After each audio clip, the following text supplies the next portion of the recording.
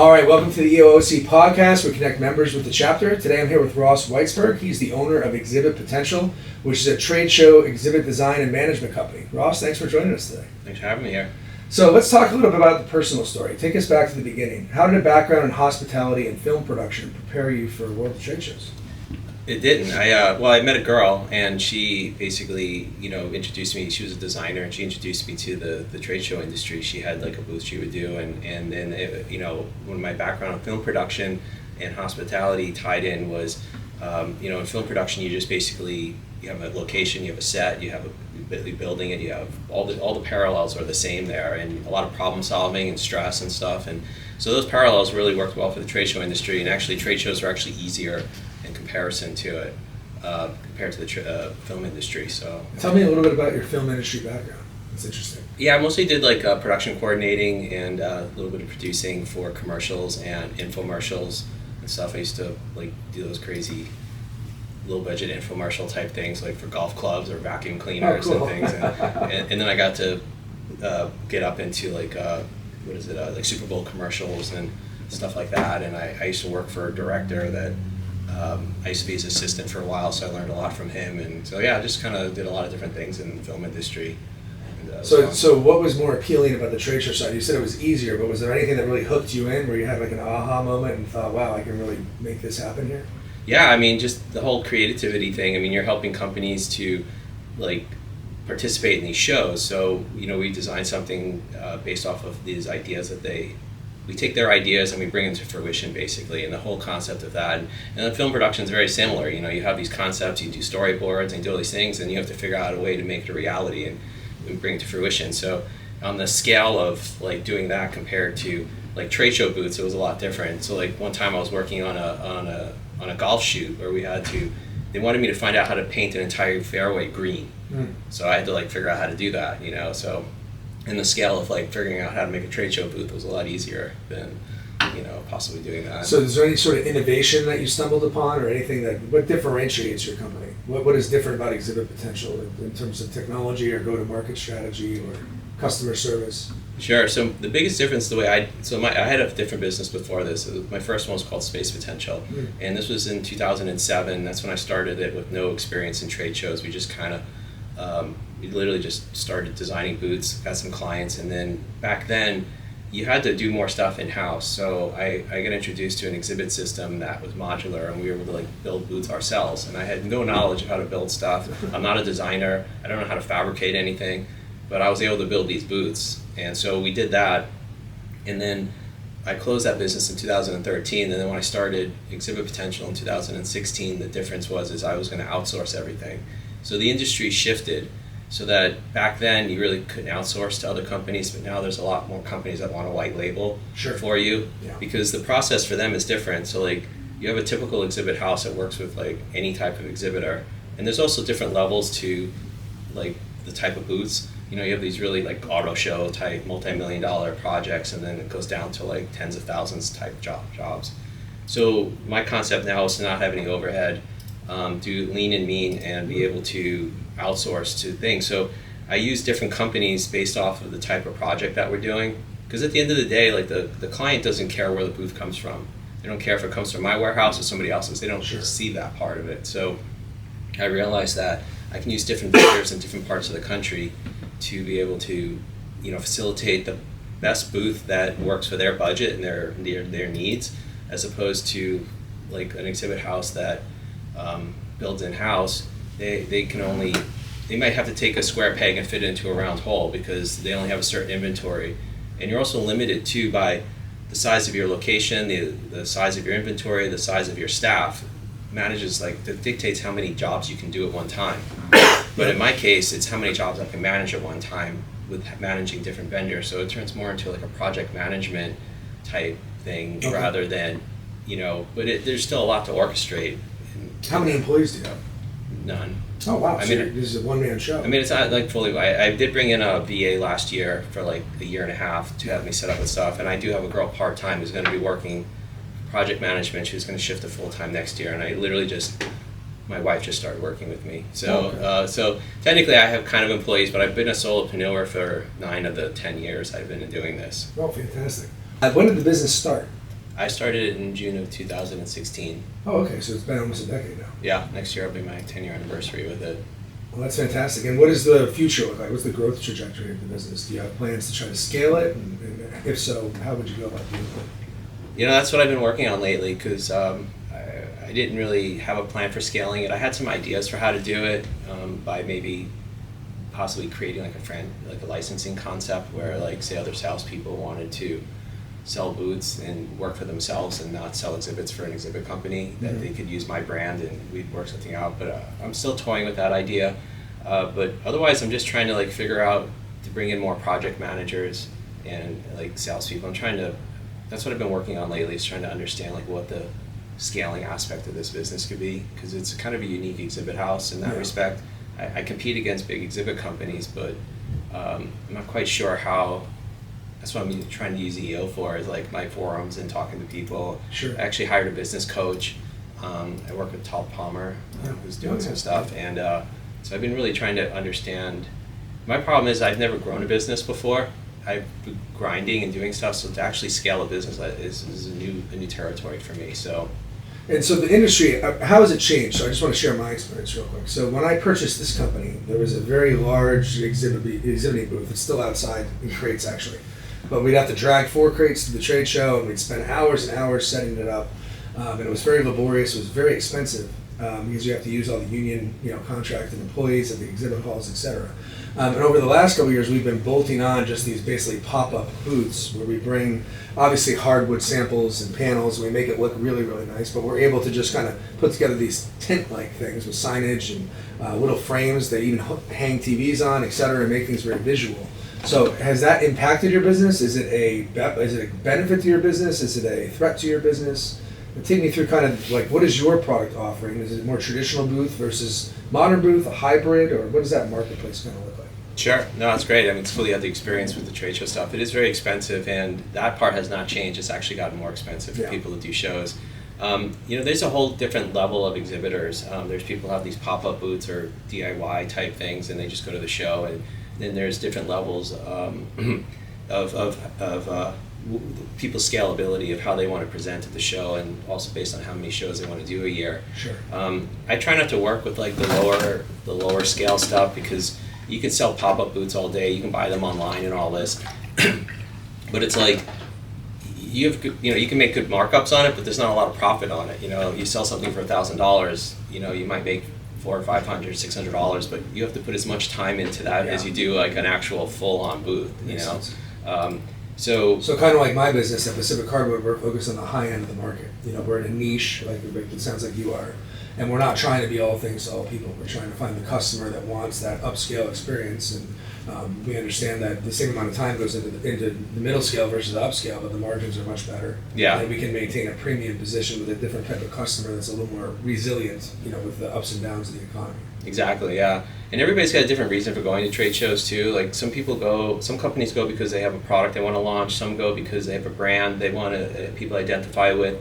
And some go just because their competitors are going, or the fact that all the people they sell to are under one roof. So that's where budgets come into how people want to spend money at trade shows. It's why are you going? What is your return from this trade show? And that's one of the areas I try and tap into when I talk to people about booths, because it's anybody can build you a booth, but what are your goals for the show? Why are you actually going? What are you trying to accomplish? And help them get that message across. So the booth speaks to what their message is going to be and what they're trying to get across to the consumer. Yeah, a lot of people don't have goals, a lot of time, a lot of companies. And if you're going to spend all this money, like you commented, it's really expensive to go, but if you consider it to be an expense, yeah, it's expensive, but it's an investment, then no, it's not expensive, because if you're going to get whatever XYZ out of the show, then it's going to make that an investment, not an expense. So it's how you look at it. I find trade shows interesting because we do 2 a year typically, but we go pretty much all out on them, right? And we bring a whole sales team. We're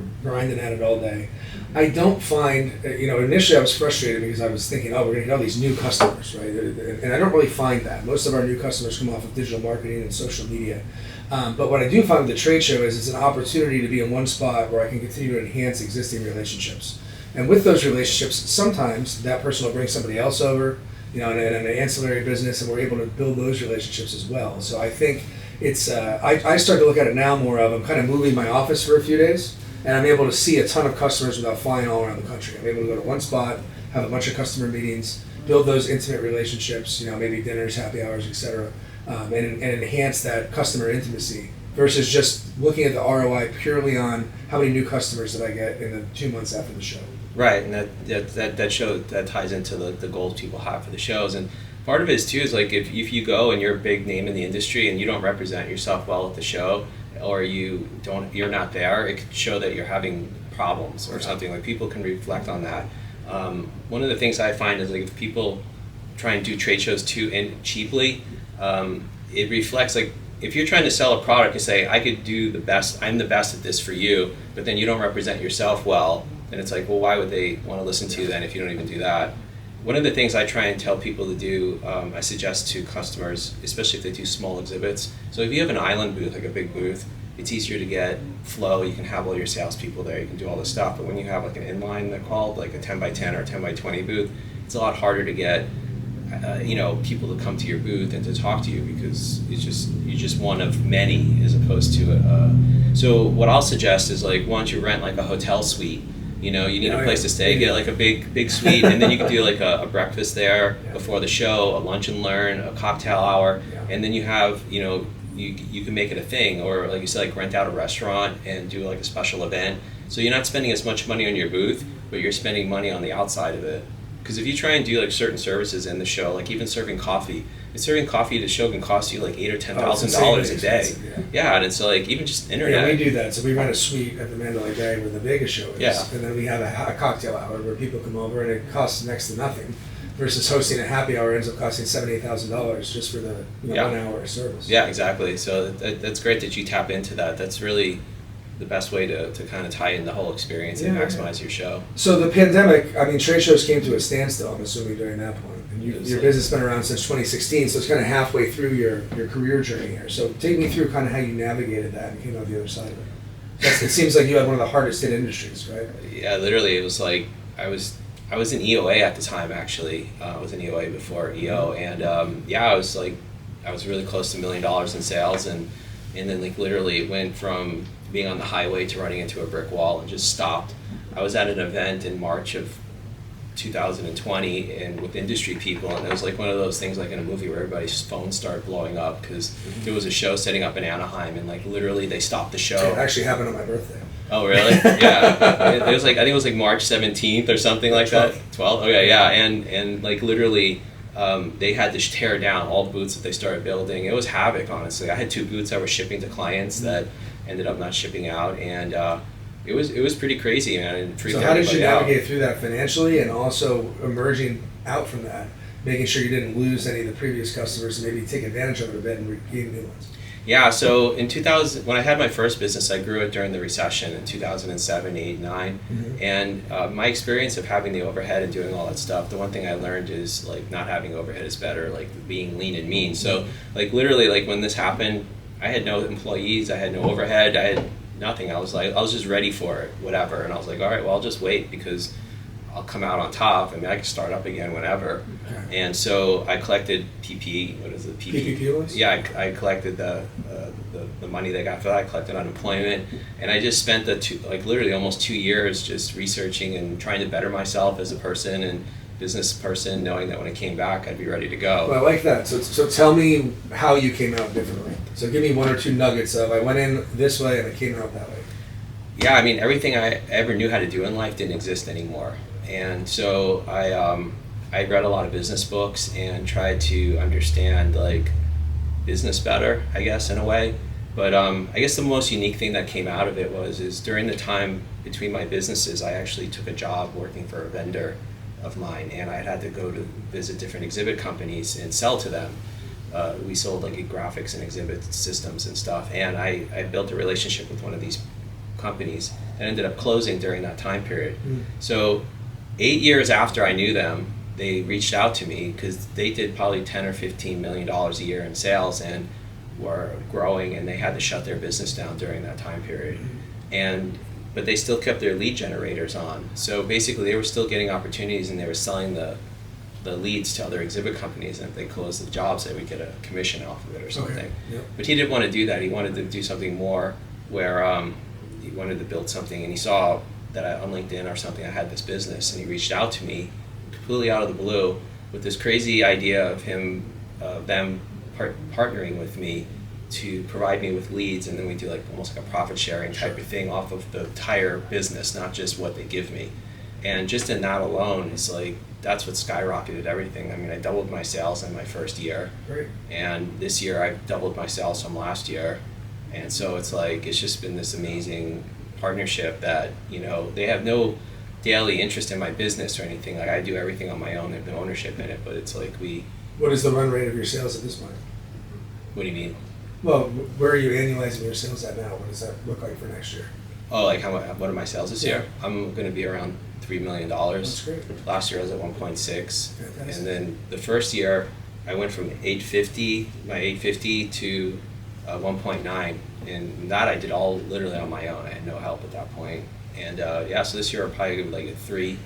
And then I don't know what next year's going to look like. Next year's looking a little weird. I've already lost like 3 jobs because of people not going to the show. So people are starting to pull out of shows. So I'm not sure if that's indicative to anything. Yeah, I think there's definitely some softness right now. I mean, you see what you see on the news from either side. It's not really reliable, but you know, we're selling at the very high end here, which is the most economically resilient group, and there's definitely some softening. So when the really wealthy people start to pull back a little bit, then you know there's something more to it. I don't have a crystal ball, but I think we'll have maybe a soft winter, but I think by spring things should be rocking and rolling again. So I hope that'll be the case for you as well. So you mentioned you spent time at EO Accelerator before becoming a full-time member. So what did that journey look like? How do you compare and contrast? It was pretty cool. I mean, EOA was great, honestly, and I found out about it because a friend of mine lives in Los Angeles, and he rented space from Francis, who's like the OG of, you know, one of the OGs here.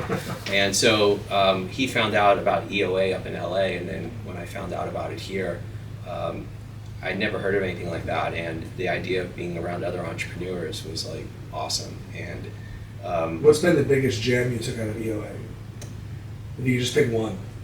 I'd say like just the idea of like, yeah, at the time I wasn't interested in scaling my business, but just like the way you think about business and you structure your business and things like that, you know, it's like how to look at your P&L statements a certain way. So like the difference between EOA and EO to me was like in EOA they help you understand what business is. Mm-hmm. They help you work on your business, but when you get into EO, they help you work on yourself more than your business because you already have your business. So you're still working on that, but it's more about you than it is about the structure of the business. So like in EOA, you have your learning days, you know, it's all built around, you know, what execution, strategy, money, and people or something. Yes. And those are all specifically geared towards building your business.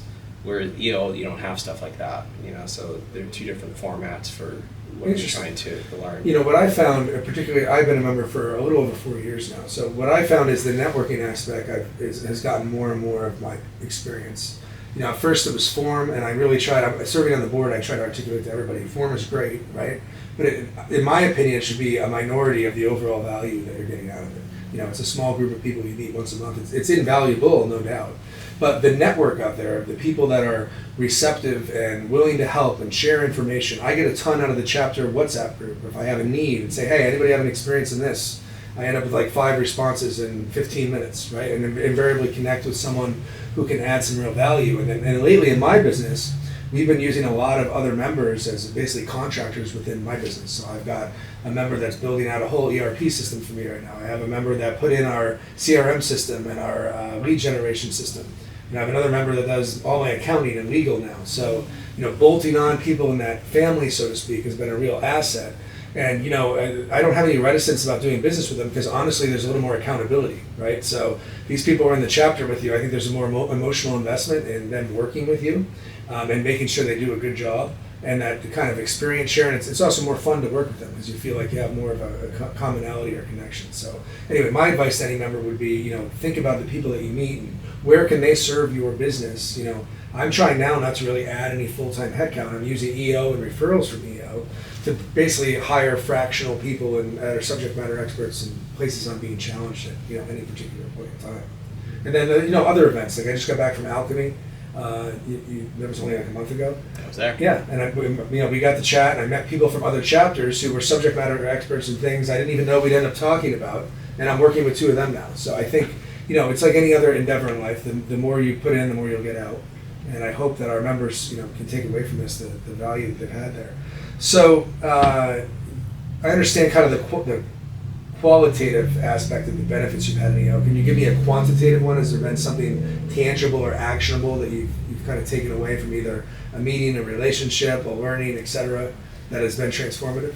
Honestly, like, there's too many of them, honestly. Like, I get so much value out of being an EO and meeting the people that I meet, and the conversations I have with somebody, like, literally almost on a daily basis, like what you said. I mean, just the resources, it's invaluable. I mean, I learn something new almost any time I talk to somebody in EO or go to an event, and I go to as much stuff as I can. And at Alchemy, like you said, like the thing when you're an entrepreneur and you're out in the world, we always want to talk about business and just things like that, but people don't. Like, most people are W-2s and they don't want to talk about stuff like that.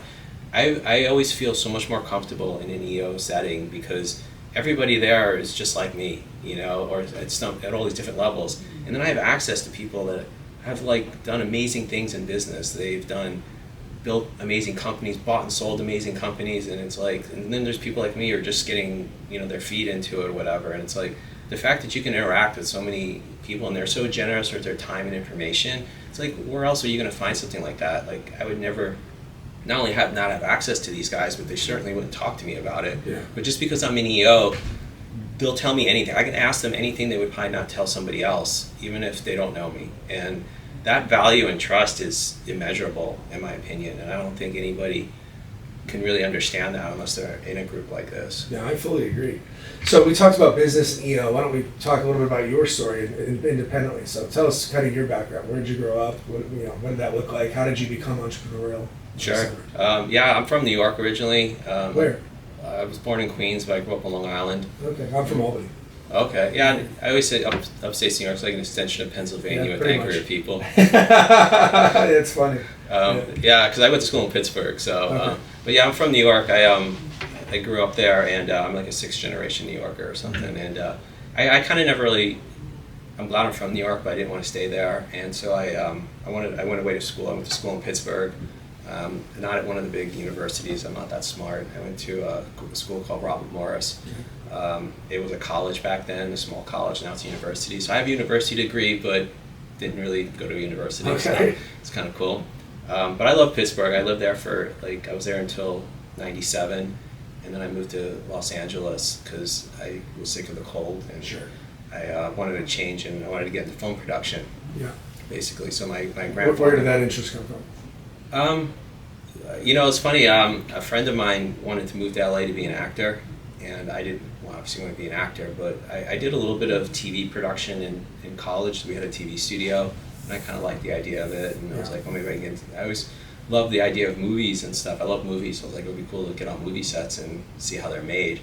And so yeah, my grandfather passed away, left me like 10 grand, and 3 weeks later I left on an airplane and moved to California with no plan or anything. And just I had family out here. My dad's brother and sister lived here, and my mom, my younger brother lived out here at the time. This was in 1997, and yeah. You met your wife out here? Yeah, but I met my wife. My wife and I have only been together for like 10 years. Yeah. So this was like eons ago. Yeah, And I've had a lot of lifetimes since before I met her. So you had told me before that you were into storm chasing. Yeah. And off-roading. But tell me about the storm chasing. Where did that come from? So my closest friend, he was my college freshman roommate, this guy from New Jersey. He is a writer, was a writer, well, he is a writer, but he was writing these books at the time. Like, he was trying to write a novel about a serial killer who killed people during tornadoes or had an association with that of some sort. Is it a true story or fiction? No, yeah, he just made it up. And so this was like in the early 90s, and he decided to go on there was no internet and stuff back then, so he connected with some storm chasers and went storm chasing and got a bug for it. He was just like, wow, this is amazing, and then, I don't know, and then one year, it was in 1999, I guess, I finally went with him, and I was like, wow, this is really cool. I didn't see a tornado that first year, but the whole experience of driving around the Midwest, like looking for bad weather, was awesome. You know? It's definitely an adrenaline surge, right? Yeah. Are you an adrenaline junkie by nature? Or? I don't know. I don't think so. No. I mean, yeah, I don't think. I mean, you know, the funny part about storm chasing, it's not that much adrenaline. It's a lot. It's literally like 97% of it is literally sitting in parking lots or driving, That's and then you have like fishing. that You get 3%. Yeah, it's just like fishing. So, but there are exhilarating aspects to it in that respect. Yeah. Well, I only have one experience storm chasing. I'll share it with you quick. So I was delivering pizzas when I was in college, and a tornado came through upstate New York. Oh, wow. I didn't realize how close it was, so I thought, well, I can just make it home. And I had a little Ford Escort at the time, if you remember that. It was a tiny little car, and I'm driving, and the tornado got close enough to where I was that the garbage can started blowing across. And that car only had about 90 horsepower. So for about 3 minutes, I was scared, excuse my language, shitless, because I could literally see the tornado. Wow. I don't know how close it was, but it wasn't far away. It was within half a mile to a mile. And I'm on these back roads in New York, hoping I'm making the right turn. So that was definitely an adrenaline-fueled moment. It's my only experience with storm chasing. I hope it's my last one too. No, that's kind of what it's like. You know, it's scary. I mean, we've gotten in some really crazy situations before. There was I was just watching a video the other day about this. There was this tornado in 2013 in El Reno, Oklahoma, that turned out to be like one of the biggest tornadoes ever recorded in a way. And some storm chasers that used to be on a TV show got killed at that, and I think 4 people got killed at the storm. And it was a beast of a storm, and everybody's day was almost like within seconds of being worse because of making a bad choice or not deciding to do something sooner and stuff. And some really crazy videos on that. But so if you wanted to give some advice to someone who's trying to balance entrepreneurship and the business building with their personal passions, what would that be? Make the time to do it. You know, it's like going on trips and doing things. Like when I went to Alchemy, I had 4 booths setting up at a show, and I wasn't there. And that's the first time I've ever done anything like that. And to make that shift, to be able to start to rely on people to do things for you, it's like a major step in being a better entrepreneur. And you have to make the time to do it. Life is too short. Like I'm 54 right now, and I'm like, I just went to a funeral of somebody, my wife's cousin, who just literally is my age. Yeah, sure. And I know somebody else that died that was in the early 50s, and I'm like, there might not be a tomorrow, so you have to live. Like, business is important, but like, nobody's gonna die because of what you're doing. It might cost you money, so it's like, just live for yourself and enjoy things. Otherwise, what's the point of it? Yeah, and something I'm struggling with is I feel blessed because, blessed and encouraged. So I had a heart situation growing up. So I had 3 heart operations before I was 26. Mm-hmm. So that kind of was a shitty experience, but it taught me the brevity of life really young. So I've always lived like, I don't know if there's tomorrow or next week or next year. So that's kind of helped speed up building careers and businesses and whatnot. But I feel fortunate that I stepped away and took a little break when my kids were born, and then I was able to get into entrepreneurship and have more control of my schedule. That there's things that I want to do, whether it's personal, business, family, and today's the best day to get it done because I don't know if tomorrow is going to happen. So, and I noticed too, I see on Facebook primarily, I'll notice people I went to high school with, every couple months somebody dies. And I'm 48 and it's sobering. Yeah. I mean, it freaks you out. The other thing I've really been reflecting on in terms of balancing business and personal life is my kids are all teenagers now. So I have a 16-year-old, a 15-year-old, and a 13-year-old. And I'm really missing my little kids. They're gone. So when you're a parent, you go through these different phases where you have a child that's a baby, and then the baby's gone, but it gets replaced with a toddler. And then you have a toddler, and the toddler's gone, but then it gets replaced with a little middle-aged school kid. Eventually, they're not going to be replaced. You're going to have an adult, right? And that's the end of the childhood. And I walk 4 miles every morning, and I walk these neighborhoods, and I see these little kids with their parents and everything, and it brings a smile on my face and a lot of memories, but it also makes me very sad because those little kids, they're gone. So, I'm dealing with the teenage years now, and what I've really wrapped my head around is I'm going to miss this too, and I need to not be frustrated with it and not the typical parent with the teenagers that are driving them nuts, etc., but more lean into, it's not my job to be their controller or their puppeteer at this point. It's just my job to put safety rails on and let them explore their own personalities, interests, hobbies, etc., and just be there to be an advisor, so to speak, and try to enjoy every moment that I can. Because 1, I don't know how many of those moments I'll get myself being here on Earth, and 2, they're only going to be here for a few more years. So I think, for entrepreneurs out there, business is great, but there's nothing that replaces the stuff that goes on outside of business. I look at business as a way to fuel my creative energy and my kind of frenetic energy that I just have in my body, but it's really it's something that provides resources for me to do cool shit like chase storms and, travel and those types of things. Sure. So it's interesting. Yeah, when I was growing up, they didn't have the internet. Obviously, it was hard to have access to resources to know what to do in the world. Like, Yeah. I went to school not knowing what I really wanted to do with myself. I never had like a direction saying, oh, I want to do this when I grow up. I didn't grow up saying I wanted to be an entrepreneur. I always did freelance jobs. I always did jobs that were like interesting to me, like bartending, worked in events. If I thought something, I became a recruiter for a while because I like getting people jobs, and I just called up a place and like, how do you become a recruiter? And they hired me. And, and I realized like what you said about with your kids and stuff about, you give them, my parents gave me this level of exposure to have the freedom to do what I wanted to do. And I wasn't always successful. I didn't make a lot of money, but like they gave me a really great foundation that turned into like what it is now, and I see that you do that probably for your kids. I mean, I know you have so many experience shares and everything that you do. So the fact that you're exposing your kids to so many things and the fact that it sets that path for them, I feel like that's what my parents did for me, and it's like kind of led me to this place. And then it's like there's this level of soul searching that you have to find as you get older. So like now I'm in my 50s and I feel like it's hard, it feels weird to even say that because I don't, in my mind I'm not in my 50s. Sure. And it's like I feel like I've had so many lifetimes during the 50 years, because the people that you know in your life in your 20s, your 30s, your 40s, and even into your 50s, they know you at all these different stages. And when I was in my 40s, I realized that I'd only gotten to a certain point in my life the way I lived it. And I was like, but it's not getting to the next level. So like, is there stuff that I can change in my life right now to help me to get to the next level? And it was funny, I dated this girl who wanted to be like a relationship coach. And I was a big failure in our relationship with this girl.